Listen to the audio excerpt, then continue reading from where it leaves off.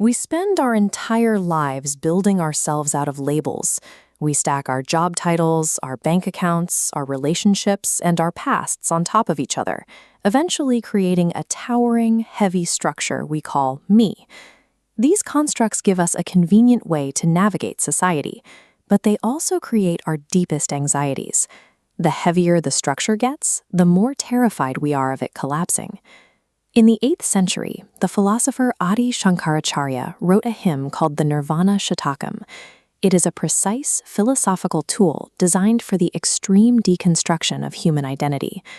This complex model illustrates how we construct our identity in layers.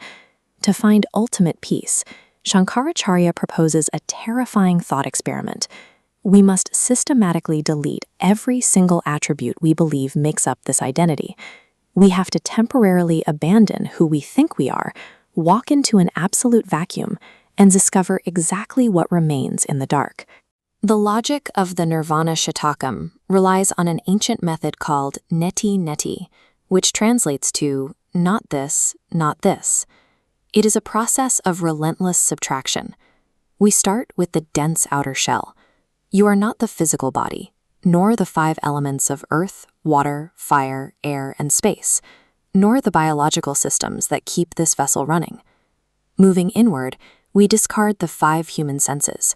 You are not your hearing, your sight, your smell, or your touch. You are not even the invisible life force breathing through your lungs. The proof here relies on permanence.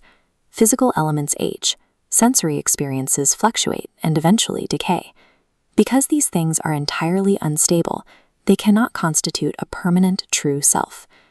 The physical vessel you walk around in and the sensory tools you use to measure the material world are temporary equipment.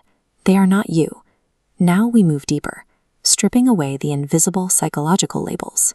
Shankaracharya instructs us to delete the mind, the intellect, the memory, and even the ego itself. We wipe out all emotional states. Attachment, hatred, greed, pride, and jealousy are exposed as false identifiers. They are weather patterns passing through, not the sky itself. We then discard the conceptual goals of human life. Virtue and sin, pleasure and pain, and even religious rituals are entirely deleted from the equation.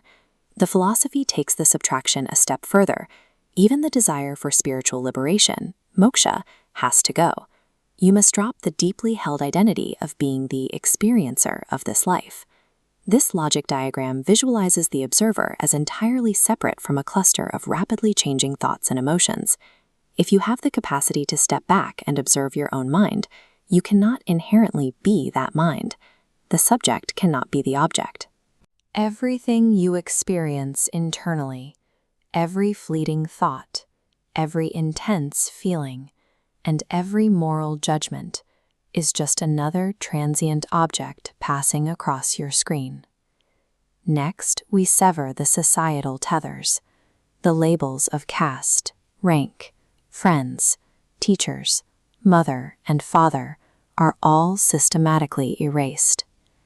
Finally, we confront the ultimate physical boundary of human existence. We delete the concept of birth. The logic dictates that if you were never truly born as this temporary physical form, you are immune to its expiration date. Without a birth, the fear of death instantly ceases to exist. You are left with a blank slate. 0 conventional identifiers remain. 0 historical tethers exist. It is a state of complete, unburdened weightlessness. When the body, the thoughts, the history, the morals, and the relationships are entirely deleted, what actually remains in the vacuum? Verse 6 provides the answer. The only thing left is the eternal, formless observer. The hymn repeats a refrain, Shivoham. This isn't a literal declaration of I am the deity Shiva.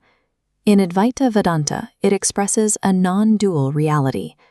Your true self is identical to universal, pure consciousness. There is no separation between the internal observer and reality itself. Realizing this formless, changeless presence isolates you from earthly limitations. The anxieties of failure, loss, and reputation lose their grip because they only ever applied to the labels you just discarded. The Nirvana Shatakam doesn't demand you physically abandon your life. It is an invitation to navigate the world lightly, participating in the human experience while anchored by a quiet, unbreakable peace.